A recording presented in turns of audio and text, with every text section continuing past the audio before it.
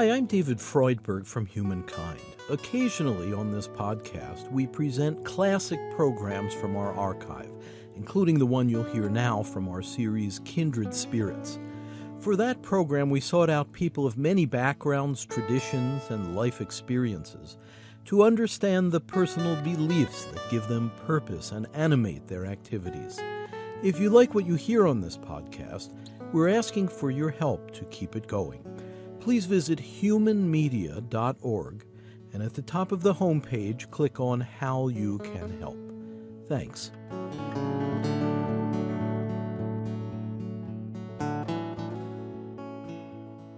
Assalamu alaikum wa rahmatullah wa barakatuh.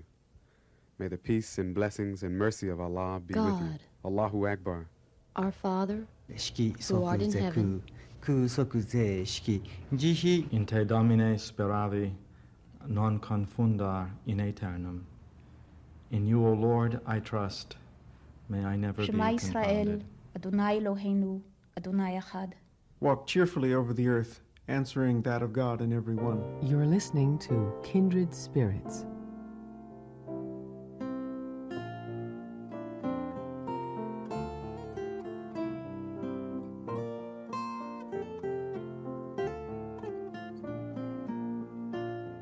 Hello, I'm David Freudberg. Today on Kindred Spirits, we delve into American history to learn something of the role of women in the spiritual life of the United States. Many women have, of course, served an important function in their own families, in taking care to teach children about God and bring the qualities of love and patience into daily life. Today we'll hear about women who've taken a more public posture, in some cases heroically. When European settlers first came to this land, ostensibly to escape religious persecution, they proceeded to set up still another official code of worship. Several women who dared to differ philosophically, including Anne Hutchinson and Mary Dyer, were central actors in a drama that finally led to the establishment of religious liberty in America. We'll also learn about Mary Baker Eddy, the 19th century lady whose charisma and personal faith were responsible for founding a new religion, Christian Science.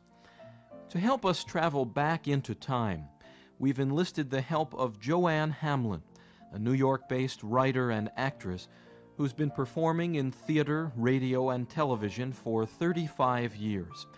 She's developed the popular Choices program for both stage and public radio. It's a kaleidoscope of American women in all walks of life through 3 centuries. Let's start with Anne Hutchinson, who lived in Puritan times. Anne Hutchinson was one of many English Puritans who came to the United States looking for freedom of religion. The Puritans, of course, had attempted what they said was to purify the Church of England, and when they were not welcomed, they migrated to the United States. She came in 1634 with her husband, who very willingly gave up a very profitable and prosperous business to go with her. She mainly came because her own particular minister, whose name was John Cotton, had already gone to America, and she wanted to follow his teachings. So she came in that year to a rather forbidding country in those days. It was rather rough and harsh existence. She was known even before she arrived as a woman who had rather unorthodox views, and would find that though Puritans had come to America for freedom of religion, it was for the Orthodox Puritan religion, and other points of view were not really welcome. So it was falling back into the same old trap. Yes, it's ironic, but in a way it ended up that way. Roger Williams, who had some original ideas, had already been forced to leave the Massachusetts colony and was beginning to found Rhode Island, where religious tolerance was indeed a fact of life. But Governor John Winthrop, who was a governor a good part of the time, Mary's time in Boston, wrote in his diary not long after she arrived that she was a woman who held dangerous errors of belief, but admitted that she was a woman of ready wit, a voluble tongue, and more bold than a man, which didn't exactly endear her to Mr. Winthrop. But she didn't cause trouble immediately when she got here. She started as a nurse and a midwife particularly, and she had plenty of experience for that, as she was the mother of 15 children herself. But she gradually began to impress the other women in the community with her very tolerant and compassionate religious views and a sense of God as a God of love. She asserted that it was possible for an individual to commune directly with God. Right. Why was that deemed such a threat? It's curious why, but it primarily, I think, had to do with the structure and hierarchy of the church. To the Puritan thought, the revelation of the personal revelation had ceased with the Bible, and it was then up to the ministers to interpret that to the people, so that there was not room for individual revelation, or even in our sense of inspiration. So that someone claiming to do that was a great threat to them and was very upsetting to the basic structure of the church. And, from their point of view, you can perhaps be sympathetic. You can't have everybody coming up with a different version of how an established church is supposed to believe. But Anne really had this deep feeling that the individual could experience this sense of God's nearness without anybody helping them to it. And a sense of God's grace was what she most importantly saw, the sense of God's love and tenderness. And she brought those qualities into her own life in the great compassion she showed to the people that she helped as a nurse and the women who came to her. Now, the sermon on Sunday was the main event of the week, but there were midweek discussion groups, but women were not allowed to attend these. Well, when she started holding meetings for the women, as opposed to the meetings which were held for the men, this began the difficulty. Because she held these meetings in which she would repeat a sermon that had been given on Sunday, and she evidently had a prodigious memory. And if any woman had had to miss it, she would repeat the sermon. But gradually she began to interpret the sermons and criticize most of the ministers, except for the minister that she particularly loved, John Cotton. This was what caused tremendous furor. And also the fact that men began attending these meetings. They were very lively, interesting meetings, apparently, and men were drawn to them too. And the other thing that's very important to remember is that during this time, the church and state were one, so that any rebellion against the church was not just a heresy in the usual sense, it was indeed treason. So that obviously, Anne couldn't be allowed to continue. Now, I'm condensing a very complicated and rather long story that went on over a period of some years. Yes. But this was the crux of it. And she was eventually arrested for those dangerous errors of belief after much questioning by the ministers and so forth. But also, and in the indictment it said, for holding meetings, a thing not tolerable in the sight of God nor fitting for her sex. And this is a real red flag in this whole story, because it was the fact that she was a woman had a lot to do with the resentment, and the fact that she was drawing some of their prominent members away from the main ministers of the church to come and to hear her. Yes. What was her fate after the arrest? Well, she was brought to trial in 1637 in Cambridge, which is just across the Charles River from Boston, but in those days it was far enough away to ensure that not too many of her followers were going to be able to be there.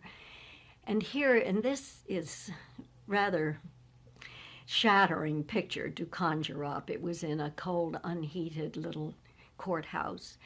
And here she faced 40 inquisitors who were her accusers, her judge, her jury. All male. All male. She was given no one to defend her. She was forced to stand for hours on end. She was badgered, insulted, tricked into giving testimony against herself. I mean, even by 17th century standards, it was really a shocking abridgment of justice. But she was in middle age by then. She was 45 in frail health. She had borne 15 children, weathered the rigors of New England winters. But she stood up to it remarkably well, you know, answering scriptural quote with scriptural quote to uphold her position. And fortunately, the whole transcript of her trial has been preserved, so it makes very interesting reading. She might have gotten off quite lightly through the help of her own minister, John Cotton, but toward the end of the second day of what must have really been a terrible ordeal, she burst out with an explanation of why she had come to America that was really her undoing. Because in that, she told of her religious conflicts and doubts while she'd been in England, and how when her minister, John Cotton, had left, there had been no one that she dared hear because she disagreed with the teachings. And then she said, "It was revealed to me that I should go thither also, and that there I would find much persecution. But the Lord God bade me not to fear." And then she turned to these 40 ministers and she said, "Oh, you have power over my body, but the Lord Jesus has power over my body and soul, and he will protect me." Well, one of the ministers interrupted out of what I can only imagine was a rather stunned silence and said, "How do you know it was God that did reveal this to you and not Satan?" And she said, "By the voice of his Spirit to my soul." Well, that really did it. I mean, here was a woman daring to say that God could speak directly to her. And that certainly threatened the ultimate authority of the church over one's soul. Right. So she wasn't. She was sentenced to banishment, but because it was November and very cruel time of year, she was graciously allowed to remain in the home of her worst enemy under house arrest until spring. And through the exhortations of her own minister and other ministers, she was, and separated from her family, incidentally, which was very important deprivation. She did recant, but when she was brought back to trial the next spring, really like Joan of Arc, she renounced her recantation and reaffirmed her beliefs. So she was excommunicated and sentenced to banishment. We're talking with Joanne Hamlin. She's an actress, a writer. She wrote and developed the popular Choices performance, A Kaleidoscope of American Women, and today on Kindred Spirits we're focusing on women in American history who've made an important spiritual contribution. Let us turn our historical clock a few more notches, bring us up to the 19th century, where Mary Baker Eddy had obviously a very profound influence on the American religious landscape. She founded the tradition of Christian Science, and it's fair to say, Joanne, that you have been a lifelong member of the Christian Science Church. Where did Mrs. Eddy derive her inspiration from? Well, a lot of it, of course, had to do not only with her own personal experience, but the period of life itself.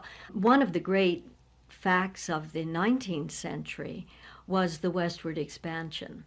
And our country was pushing its frontiers westward, and new ideas were flooding into the country with the immigration from Europe. Many religious groups were in the country living together.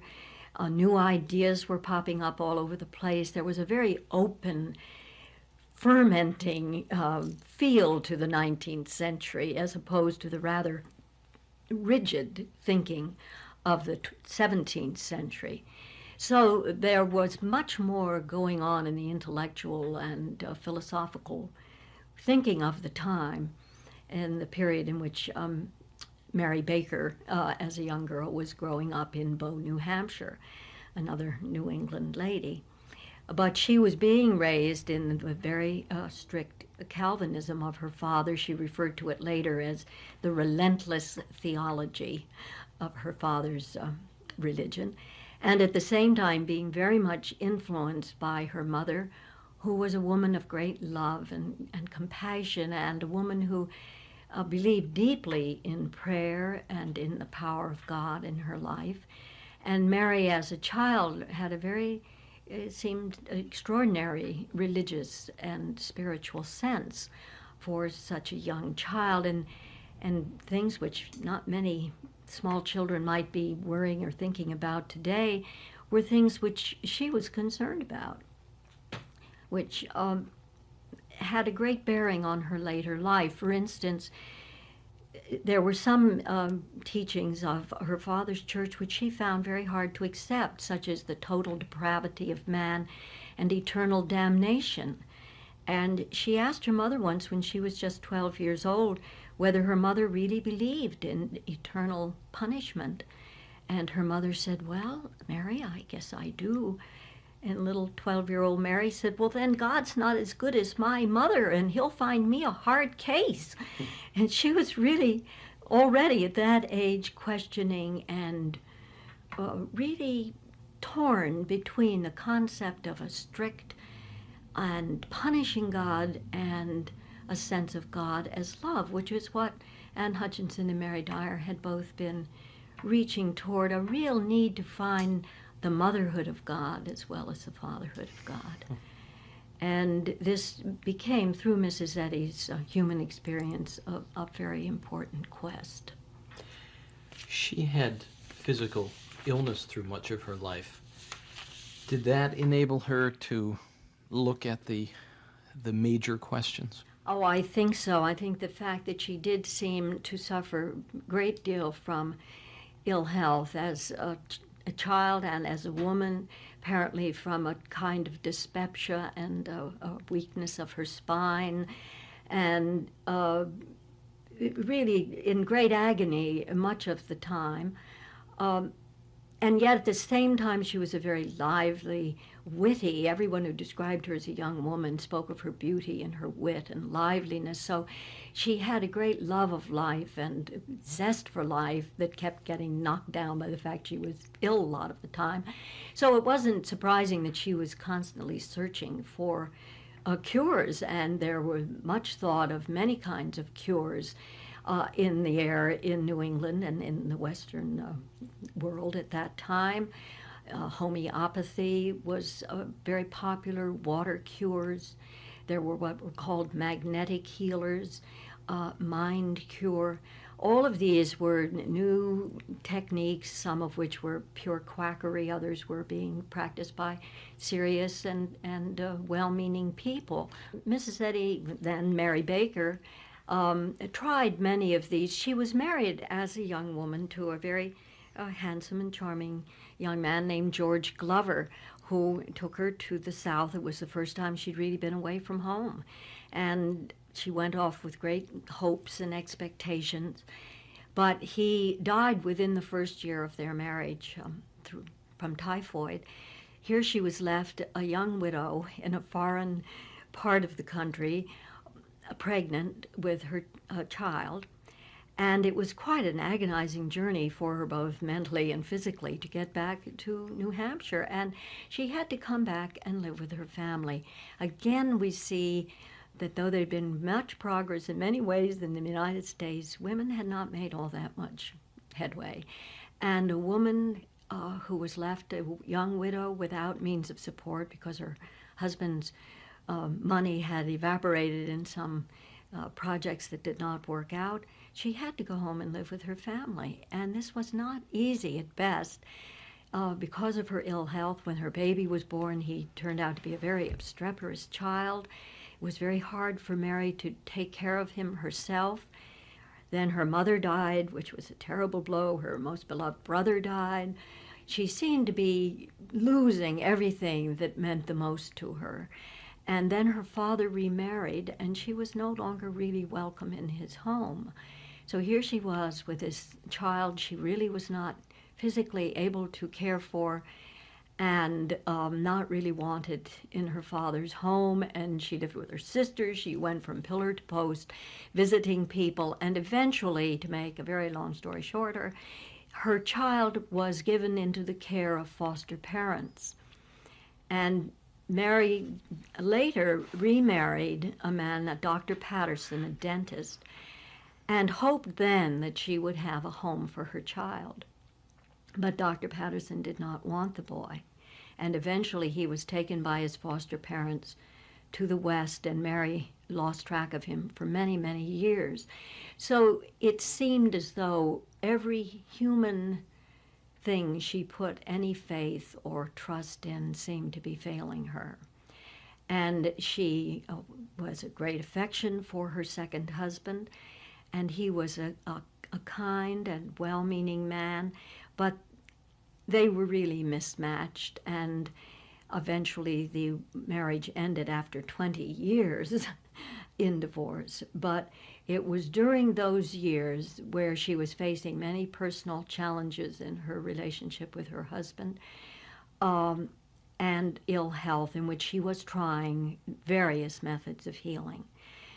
She was particularly drawn to one healer who was considered a magnetic healer, which healed through suggestion and also through manipulation, a physical manipulation of dipping his hands in water and manipulating the head and then suggesting thoughts of health and so forth to Mary. And she would gain relief and was very devoted to this man. But gradually she would turn back after every new trial to God. This was the core of her life, and the Bible was her constant companion. And she began to perceive that illness was mental, and that the cure for it was not physical, was not in drugs. In homeopathy, as you may know, it is attenuating a drug, so it is practically disappears. The practice today has become placebos, and even of giving someone a sugar pill and it would cure them because of their faith in the drug. And so Mary realized that it was not in the drug that the cure was coming, but in the mental concept of it. And this was the line that she eventually began to pursue more and more. And then there was one, what seemed was going to be a fatal accident in her life, which really precipitated her into what she was searching for. And that was? She slipped on the ice once. This was many, many years later, in the 1866. And was carried back to where she was staying at the time, unconscious. A doctor was called, and they felt there were many internal injuries, and they didn't really expect her to survive the night. She did, and the next day she asked for her Bible, and she turned sort of at random and read one of the healings of Jesus. And then a great flooding of light came to her thought of the realization that healing was from God, and that this was where healing was, that Jesus healed through the power of God, and that was how she could heal, because she had had examples in her life of healing through prayer before this. And she was healed, completely healed. And when the doctor came back the following day, he couldn't believe it. You know, people had been, coming to say goodbye to her and so forth, and here she was up and about and healed.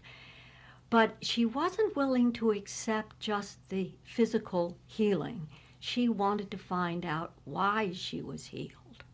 And she spent many, many years in that discovery, and that's why she speaks of the discovery of Christian Science, because she felt she was discovering spiritual laws that were already there, the laws that Jesus had used. Discovery as opposed to invention. Exactly.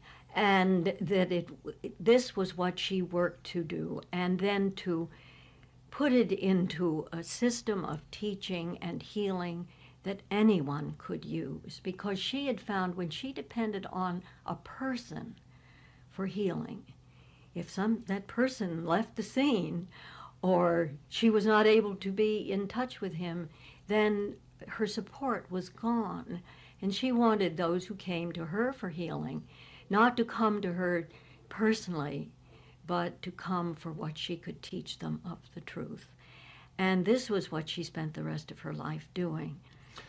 Aside from physical healings, which she experienced, did she find that through God's power it was possible to experience healings with regard to emotional problems and personal yes. sadnesses? And but also the healing of sin in its broadest sense. To her, sin was not just moral wrongdoing, but it was anything that tried to separate man from God.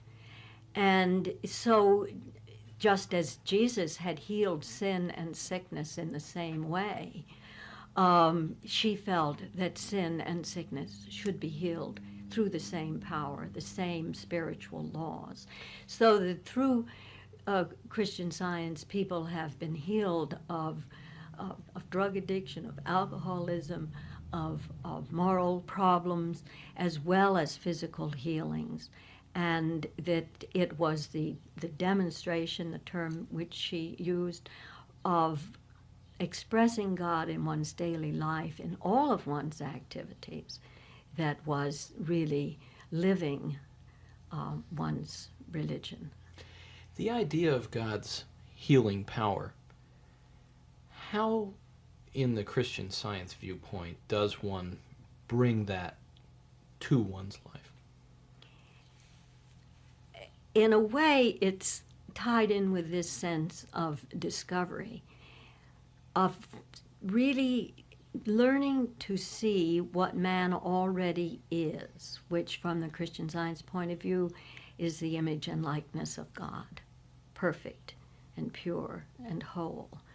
And to see and recognize what already is. In other words, not trying to change sick matter into well matter, but to see one's true selfhood, and that inevitably results in the physical bettering of one's human condition.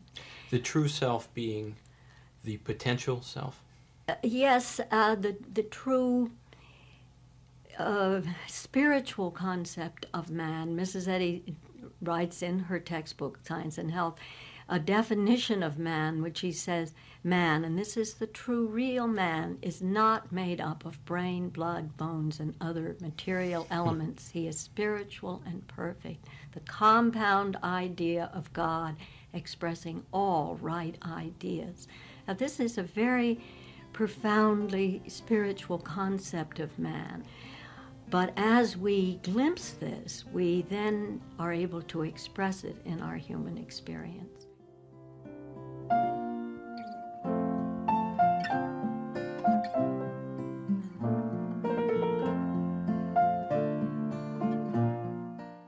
We've been listening to Joanne Hamlin, whose historical perspective on American women in all walks of life is performed on stage in her popular Choices program, a kaleidoscope of American women.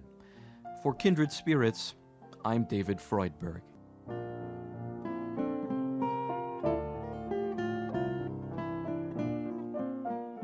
To hear more episodes of Humankind, you can subscribe to our free podcast on iTunes, Stitcher, or your preferred podcast player.